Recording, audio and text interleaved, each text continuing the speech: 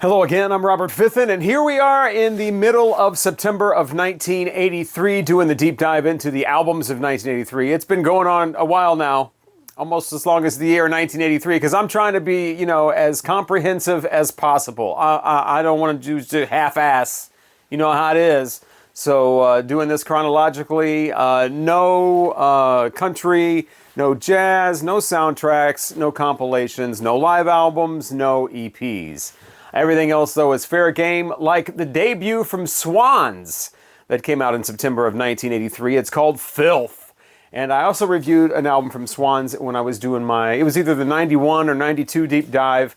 This sounds nothing like that album. This is a completely different thing. But you still have Michael Gira, in control here.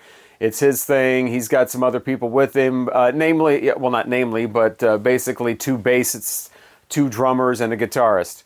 And so that's what makes up the band Swans at this point for this album. And like I said, it is their debut. They had an EP out before this, but this is the first full length. Man, this is music to listen to when you are just extremely pissed off and just want to thrash things around, because that's what it sounds like. It sounds like somebody just slamming things down, just repeatedly, or some monster just busting into the room and stomping through everything. And just every song has this sound of just crashing percussion every 4 beats or whatever. And then most of it has this sort of ascending musical tone, or somehow like guitar or whatever.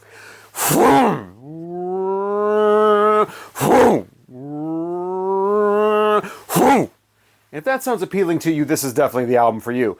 I thought it was very audacious for them to come out with an album like this in 1983. There are those albums that, you hear it, it's definitely, man, that's definitely early 80s right there. In fact, I can pinpoint what year that is. In fact, I can pinpoint what month that came out.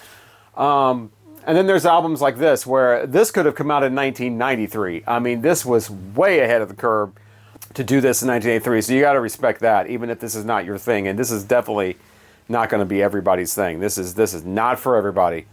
A lot of it really isn't for me. I appreciated it, I think, more than I actually enjoyed it. I don't get too pissed off anymore where I want to thrash things around. I think at this age in my life, I've become, as Pink Floyd has said, comfortably numb. Just like, I mean, I get irritated, but that's about it. I'm not wanting to thrash things around and throw things. It's just like, okay, well, whatever, Of course. It's more of that mentality. I need a constant percussion thing that's just going.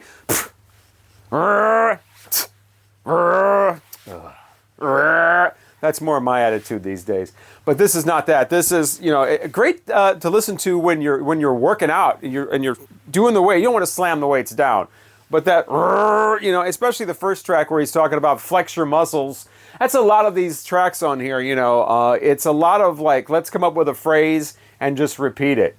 Hold it in, don't breathe, black out. Hold it in, don't breathe, black out. Hold it in, hold it in, hold it in. So that's nearly every song. And that's the complaint that I have about it, is it doesn't vary very much. It stays in that same sound, but it's definitely got its aura about it. It's definitely got its sound, and it locks it in. So if you like the first track, you might as well listen to the whole thing. If you're not into the first 2 tracks, you're not going to like track 7 or 8. It definitely locks in an atmosphere and stays there through the whole album. I'm going to give it 3 stars because, again, I appreciate it more than I enjoyed it. I think maybe I would have liked this a lot more as an angry, angst-ridden 23-year-old or something like that. So I can definitely see why people would like this. But 3 stars for this, mostly because it's just so completely different for 1983 and so ahead of the curve as far as what's coming up. They were on it. But I do wish they would have, branched out a little bit and put a little bit more into some of the songs rather than just, repeating phrases or whatever. But I guess that kind of goes with the sound of the, the clanging and the slamming, you don't want to think about big involved lyrics. You just want to be cathartic and just scream something over and over. So I get it. I think Swans, Filth. All right, so before I get to the next album review, I just want to talk really briefly about the shirts that I'm wearing. There's basically 7 of them. So yeah, the Friday Night Videos one I got especially for this video series. I knew if I was going to be talking about 1983, I was going to be talking a lot about Friday Night Videos, so I'm thinking, why not have a Friday Night Videos shirt? And so I ordered that one online just for this video series, and I'll definitely be wearing that long, out and whatever. Same thing with the blue one with the heart on it. I just wanted to see how many people would get that reference. So those 2 are new. The orange one I got at a 5K that I ran a few years ago. It was 80s themed. So that's where that one came from. The Atari one I actually borrowed for this video series. The one that has the cassette on it I got as a birthday gift a few years back. And then the red button-down one I've just had for a few years, and it looks kind of 80s. So I wore that one for a few times in the video. I actually wore that one when you see me at Blueberry Hill with the Pac-Man wall behind me. But this ZZ Top one, this is from 1984. I got this as a 11 or 12-year-old, and it was huge on me. It's a men's small, and this thing fits like a second skin now. This is very tight. But yeah, ZZ Top Eliminator. This is authentic from 1984. I've had this for decades. And I remember that, because back then you couldn't just go to like Kmart or Target or Venture and just buy rock t-shirts. That didn't happen. They weren't there. It wasn't like it is now where they all have these stylish, you got little kids walking around wearing band t-shirts. They have no idea who the band is. They just got it at Kohl's or whatever. That didn't used to happen. There were only ways you could get rock shirts like this were to either go to the concert, and those were the ones with the actual concert dates on the back. You could order them by mail through like, a merchandise order form that came in the album or maybe in the back of a magazine, rock magazine, something like that. Or you could buy them at a music store, that sold records and tapes. So one opened in my hometown, and it was called The Record Company. And we didn't have a record store there previous to that. Co-op was there for a while, but it closed. And then the record company opened like a couple of years later. And I had never, thought about buying clothes before for myself. That was something I always got as gifts, or when my mom would just randomly come back, because you don't buy your own clothes when you're 10 years old. At least I didn't. I didn't go in the store and like, oh my God, I want this shirt or whatever. But I started getting these rock, I would go into the music store and it was like, do I want another tape or do I want a shirt that I can wear to school and be like cool? And it's like, so I got like maybe 4 or 5 over the 2-year period. And I would also ask for, I want the ZZ Top shirt for my birthday or whatever. I would do that as well. So I ended up with like 4 or 5 of them. And this is one, ZZ Top Eliminator. Like I said, fitting like a glove now. But yeah, this is actually something I used to wear in junior high school. So that's the story of my shirts. On to the reviews with the Joe Perry Project. Once a rocker, always a rocker. Joe Perry Project put out 3 albums, and this was the final one. After this, it was just like, yeah, I'm going to go back to Aerosmith. This has been fun, I guess. But yeah, this one, there's a different vocalist on each one. This guy's name is Cowboy Mock Bell, and he sounds like he's trying a little too hard. It's kind of forced kind of vocals, trying to sound a little too rough and tough, and yeah, I'm down in the bar rocking out. And sometimes he's trying to sound like that, a little too gruff, and then other times he's trying to do a little Steven Tyler action on some of the songs. Overall, it's okay. It's not anything that's going to tear you away from Aerosmith, that's for sure. I think when this came out, I don't think the other guys in Aerosmith were like, oh no, Joe Perry's got a new band, what are we going to do? Well, you know what you're going to do. You're going to wait around for him to just go ahead and come back to Aerosmith, which is what happened. Because this is not stellar. It does have the Joe Perry guitar sound, but he's not doing anything incredible. The way that the guitar is recorded, the tone and everything is really flat. The whole album, the production is pretty flat all the way through. There's some nice moments on here. Adriana is kind of a funky, kind of upbeat kind of song. They're all upbeat, but this one's got a little bit of funk added to it. There's a song on here called Women in Chains. And by the title of that, you think it's probably going to end up being some tied up women or women in prison, some kind of sleazy glam rock thing. It's actually about women being oppressed and how men need to change their attitudes. Oh, didn't really see that coming. There's a cover of Get It On, Bang a Gong. You know, the Power Station song. They cover that. You can stop typing. Stop typing. I get it. The Power Station song came out 2 years after this, and it's a cover of T-Rex. Stop. But yeah, not a great version of that. Overall, it's just it sounds like your basic bar band. You know, nothing spectacular here. I mean, singer is, like I said, sounds like he's trying a little too hard. The musicians, you know, it's got Joe Perry on guitar, so obviously he knows what's up. And the musicianship is okay, but overall, like I said, the production pretty flat. So I don't know whether to give this 2 or 3 stars. I think I'm going to just give this, 3, because it's not awful, but some parts it is kind of like, you know, you want to kind of turn it off and be like, all right, I heard enough of this. But it's not anything that is horrendous. It's not anything. I mean, it really rides that line. It's really a 2.5 star album. So it really rides the line. But, you know, it's the Joe Perry project. The guy only had 3 albums like this. So, you know, he didn't do a whole lot of damage. You know, maybe I'll get, 2 stars, actually. Now that I think about it, just 2 stars for this because it's really kind of unnecessary. 2 stars. I'm settling. 2 stars. Once a rocker, always a rocker. From the Joe Perry Project. September 15th, 1983, this monster came out. Huey Lewis and the News and Sports. And this thing is filled with hit singles. This was the one that pretty much put them on the map and solidified them as a huge band of the 80s. Of course, Picture This was out before that. They had a couple of hits on it that were pretty cool, and then their first one didn't really do much at all. But this is the one that made them full-on superstars. And actually, from what I understand, saved the Chrysalis record label. They were about to go bankrupt, and then this came out and pretty much saved the whole label. So they could keep putting out Pat Benatar albums and Billy Idol albums. But yeah, Huey Lewis and the News Sports, used to love this album. This is one of those albums that I've said, I've used this phrase, I did the format tour of, had it on cassette when it was first out, got the CD after that in the later 80s, and then got the album when I found this in the probably the late 90s, probably. This is, super mint condition, looks like it's never been played, and I've only played the actual record of this maybe 2 or 3 times, so... and it was $2 or something like that. Again, this was the late 90s.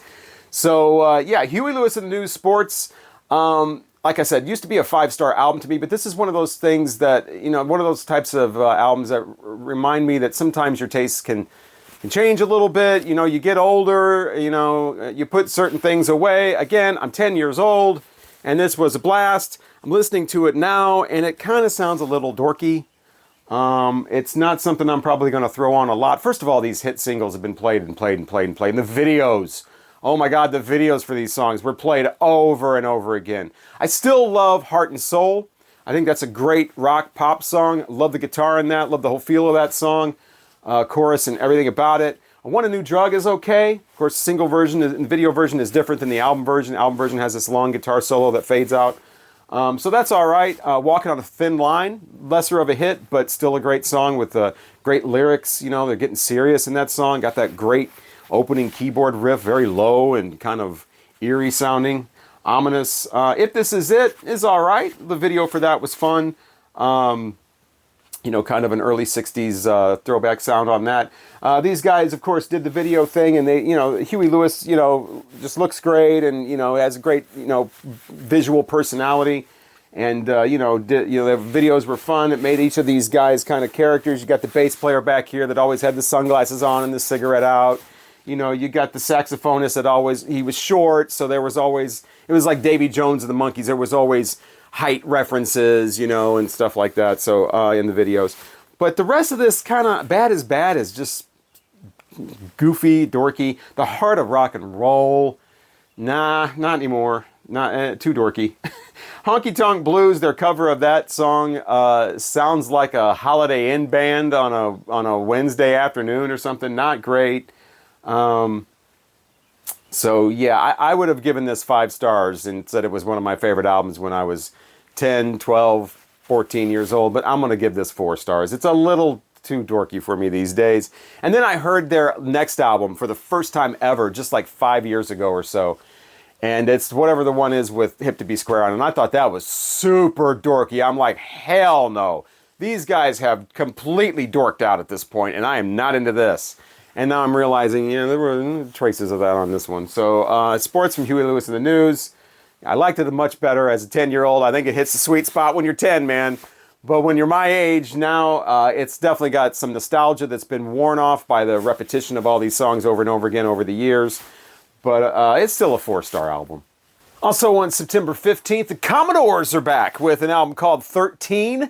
And they're going to see if they can get it done without Lionel Richie. He has already got the solo career going with the debut already out. He's just about ready to blow up huge with Can't Slow Down, and I mean huge. So here's what's left of the Commodores trying to make it happen on this album. And, I've seen this album quite a bit. It's usually, it's the one with the huge 13 on the front of it. Red cover with 13 in black, just taking up the entire cover. So if you've ever seen an album with a huge 13 on it, it's probably this one. And you've probably seen it in the $2 bin. And if you pick up this record and pay $2 for it, you're going to get your money's worth. It's not horrendous. It's not great. It's just kind of... it's the Commodores without Lionel Richie. And, the Commodores can do it. He doesn't sing Brick House. Walter Orange, the drummer, sings that. They had a huge hit with that, so he doesn't always have to be out front, right? Let's see if they can make it happen. Starts off with, kind of a synthy, bouncy song called I'm in Love. And na na na na na na na na na na na na na. Hey! It's that kind of a deal. That gets followed up by, so they try the synthy, it's 1983, we got to change with the times, let's get them keys in there. And then the next track, they're trying to do a little Earth, Wind, and Fire action with Turn Off the Lights. And that's the thing about this album. It sounds like they're just throwing a lot of stuff out there. Well, let's do this 80s synth kind of thing. All right, let's try to sound like Earth, Wind, and Fire on this one. All right, we got a song called Welcome Home.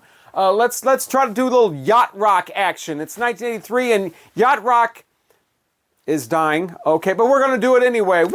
Over the Commodores, let's get funky. Let's do a song called Touchdown, where it sounds like we're doing, we're in the huddle giving out the numbers, but really it's, 36, 24, 36. Woo! 36, 24, 36. Woo! Touchdown, my baby gives me a touchdown, So they're trying a lot of stuff in here, and none of it is like... the paramount of Commodores discography. If you're going to throw on a Commodores album, you're probably going to go for something from the 70s, maybe 1980. You're probably not going to be like, oh, you know what? I want to hear that 13 album. But if you've got every Commodores record ever and you're just wore them out and you're wanting to hear something different and you've never heard this, throw it on. It's not horrible. Like I said, it's decent. They're the Commodores. They're doing this for over, they've been doing this for decades. And so they've got the musical skills. They've got some nice, it's okay. It's like a 2.5-star album. But again, I don't know why I'm not allowing myself to do half stars. They're the Commodores. I like the Commodores. I don't want to be mean to the Commodores, so I'm going to give this 3 stars with reservations. It's just, you know what I'm saying? It's a 3-star album, but you get it, right? Okay. So maybe cut them some slack. They would have a really great song coming up on the next album called Night Shift that I always really like, kind of a tribute to the late Marvin Gaye, who had just passed away, saying that, he's going to be singing from heaven, whenever, like the old country tunes where, somebody's running into Hank Williams at midnight and his ghost is in the back of the car. It's that type of thing, but it's the 80s and it's Marvin Gaye and he's on the Night Shift.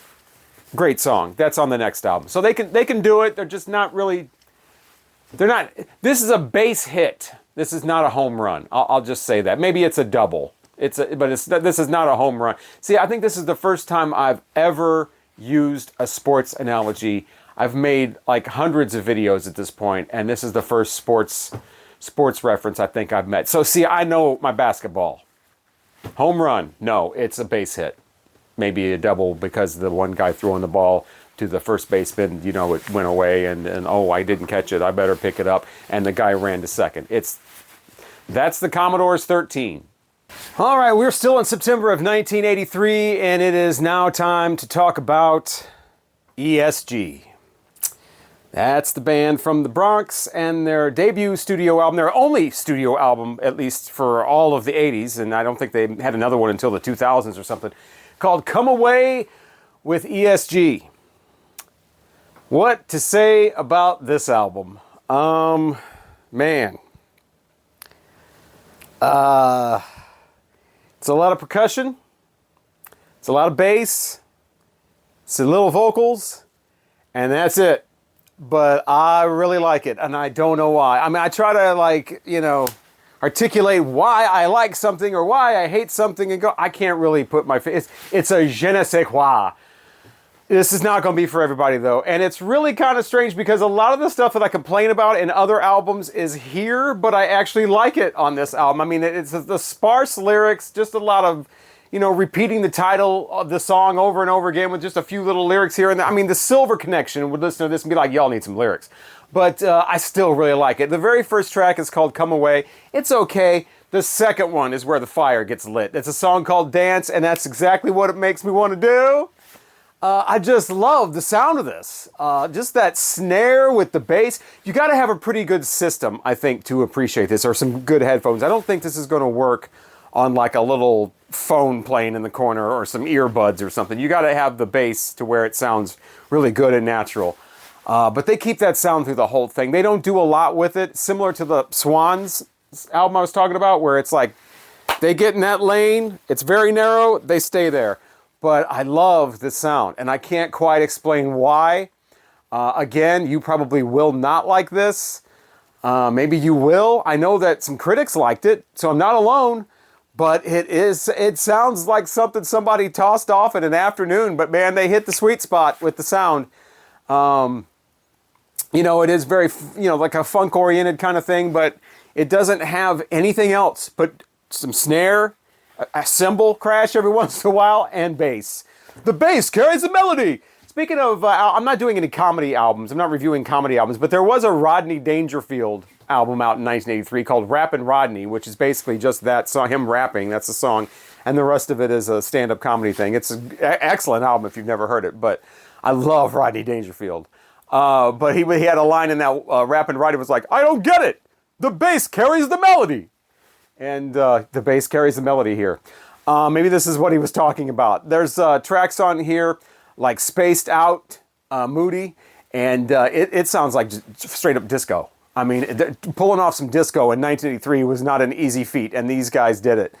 I don't know really much about them. I don't know why they only put out one studio album. They probably had nowhere else to go. It's like, well, we did the album full of our sound, and that's all we want to do. See you in 2010, or whenever the next one came out.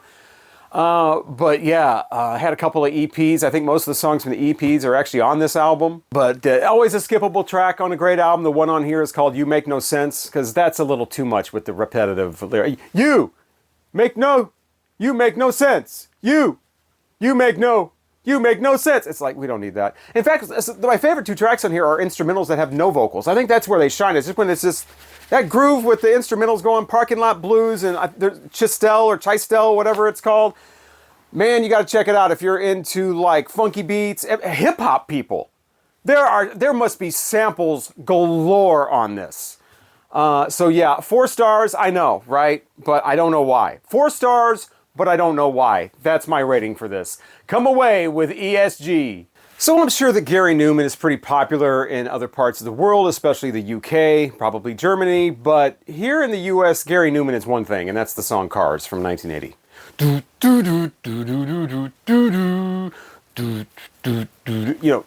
Great, very hooky synth line, kind of, right there in the 80s thing going on, and he was doing it in 1980, so he's a little ahead of the curve there. Great. That's about as far as it goes. I don't know how he was able to pull off this big, long career and keep issuing album after album after album. I'm not familiar with most of them. I know that he came out with an album in 91 or 92 that I reviewed and ranked for that series I did, and I ranked it pretty low. And this one called Warriors from September 16th, 1983.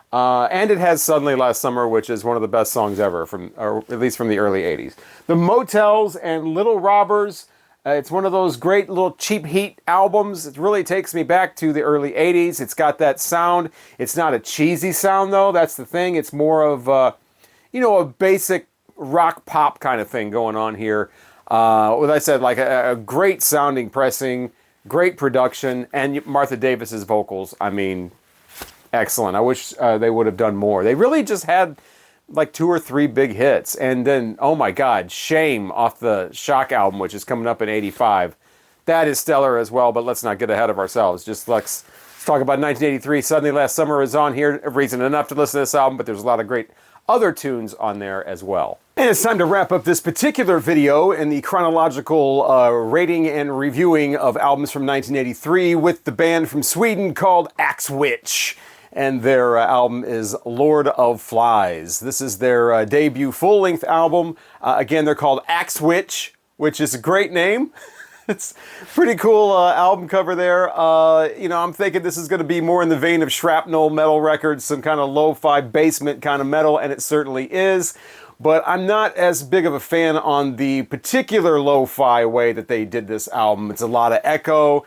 The vocals on this are not really powerhouse vocals at all. They're kind of a little more subdued, and they're buried in the music. So vocals are not that great on here, and it sort of is a pretty average metal affair for 1983.